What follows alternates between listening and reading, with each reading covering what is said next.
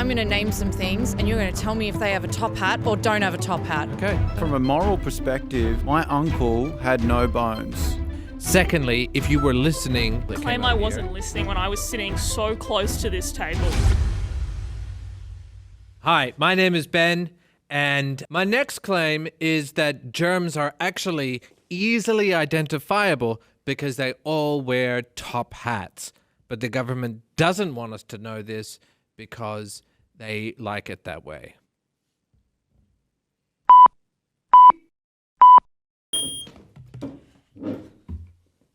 Hi. Hi. Hi, I'm Jen. Hello. Hi, Jen. Thanks for coming. Well, I just wondered, because you know when you sneeze, Yes. there's a lot of air there. Yep. How does the top hat stay on? Well, a good top hat should be fitted to the head. And so if you've got a good hatter, cowboys, first up. Cowboys going through the wind, they're riding, I understand. Yeah. they're trying to get home to the homestead. How come their hat doesn't go off? But I read a recent study that looked in the body. They didn't find any hatteries. There is no one making hats inside a rib cage. I saw a study, and no, I've never seen a hat either. And I don't think the government is saying this in the legislation. I agree. Great. And that's an excellent point. I appreciate that. Firstly, we can't, in this, the government doesn't want us to know that they have big hats on. Okay, first up. Second, did you know, and this is an interesting fact, did you know that the aphid is born pregnant? I didn't know that. That's very interesting. So what is, but is that... Just like the aphid, germs are born... But how is that? Where is the top hat? Thank you. Vagina. Thank you. Hey, okay, so let's get to the bottom of this. Okay. You're saying that a top hat makes something identifiable. Yes. Okay, I'm going to name some things and you're going to tell me if they have a top hat or don't have a top hat. Okay. And then we're going to you're going to be able to tell me because you can see every top hat. I didn't say that I can see every Okay. top hat. I'm saying that in order to identify a germ, if you do have germs, we all know we have got germs. No, but you said logically having a top hat makes it... Does the Pringles guy have a top hat? Yes, he has a top hat. No, he doesn't. He doesn't? No, he doesn't. He doesn't have a top hat. So you're saying you can't even identify that? Well, I need to see a Pringles thing. He Well, doesn't but you're have a top saying hat? if they've got Or a is top hat, it's identifiable. So, no, you're thinking of the Monopoly Man. They're very similar. Okay, well, that's my mistake for that. I don't think that proves anything. Thank you. And I would actually have like to 3 sons. clarify, I didn't say that I can easily identify top hats. I said that germs are easily identifiable because of their top hat. But you're saying, so therefore, identifying something is based on if they have a top hat. I know. I think I've done a really good job with this, actually. So what are you saying here? What's the You're argument? saying... No, what are you saying? What you're saying... What are you saying? What you're saying... What are you saying? Because, well, Magina is arguing... Third person. Me Yes. is arguing... Yes. Sometimes I have to say my name third person because my sons get confused. Okay. So that's why that happens. Why would they get confused? Because they're not very bright. Yeah. We've 'cause they're established dumb. that. Like bones. But that doesn't make me dumb.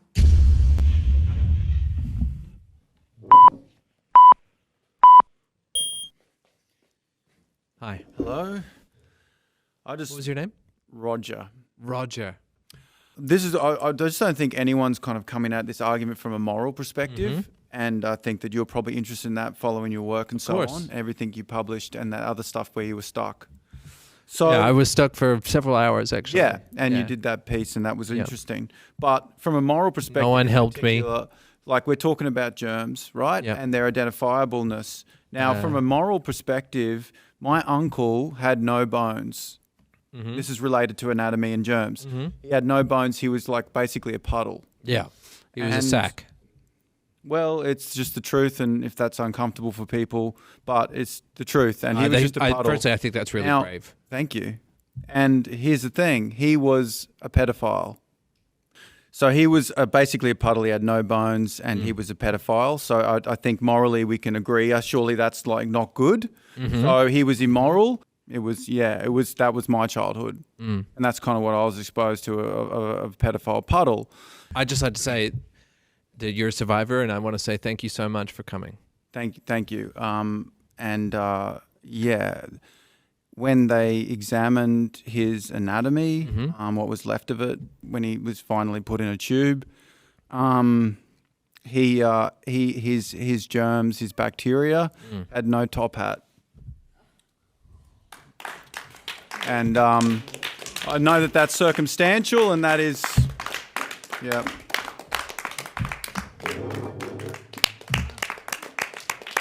Thank you.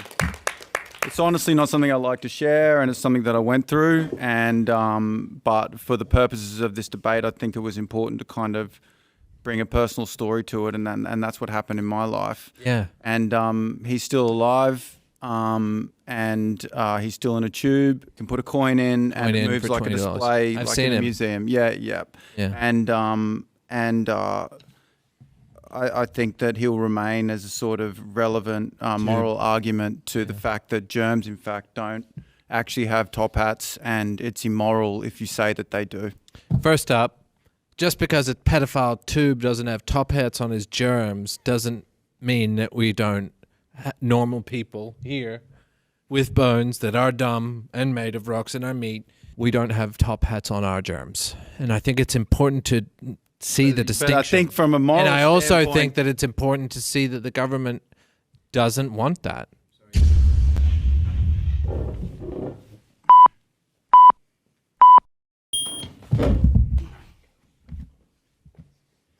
Thank you. How's it going? What's your name? Jin. Jin.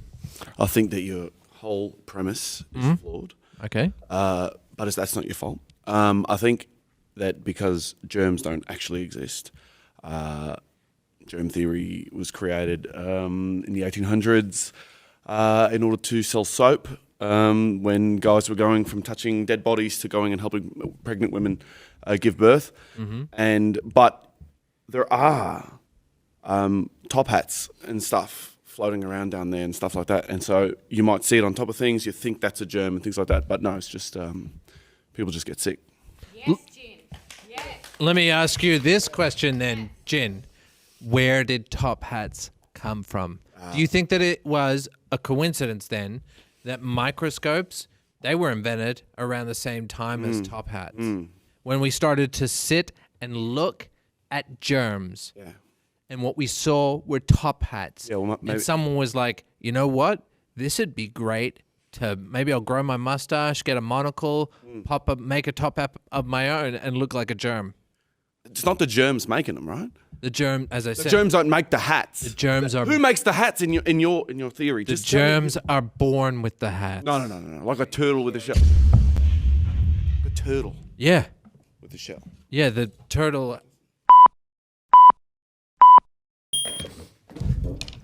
Hi, Nigel. Nigel.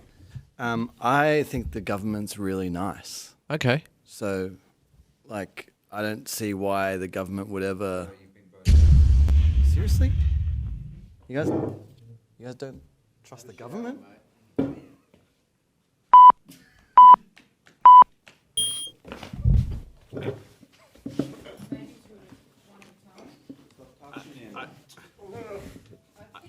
I think she won. Yeah, I want to give it, yeah.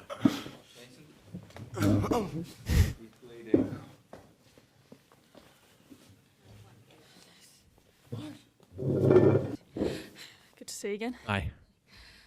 Just so we're on, we have the same definitions. Mm-hmm. Would you agree that a top hat generally is worn by the upper class? I think it originated from the upper class, but then it spread to, especially when the middle class came around, when the lower class were, getting dressed up, maybe for a party. But through that, it spread to villains. What you're saying is that it originated as upper class. I'm saying that the origins, yes, in order to look taller, yes, Yeah. And germs have been around since the dawn of time.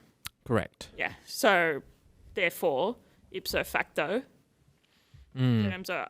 I understand what you're saying. You're claiming that they're upper class when I would I say they are more... Do not talk over me. They are... I would say germs are all working class, given how much they do, just the mass of them. And I would say there isn't a class system.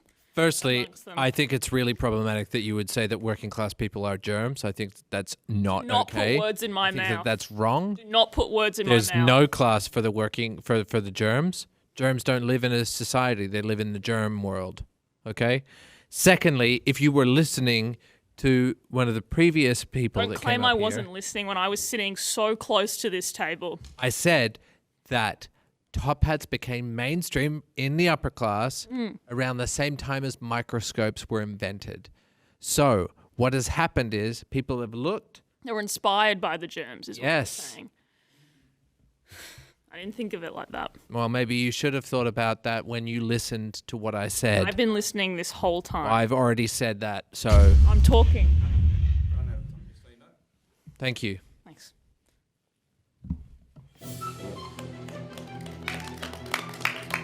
I think that we found a lot of common ground. I couldn't understand how no one trusts the government. It's always nice to just have a day out, you know? We learned something from each other. I do not care about the debate or anything because I can go home and have a big dance with all my skeleton ladies. Made me think about that museum exhibit. This is the first time I've been public about what happened with my uncle. When this is done, I'm going to go and pay 20 cents to watch that little tube pervert wiggle around. I just want my femur back.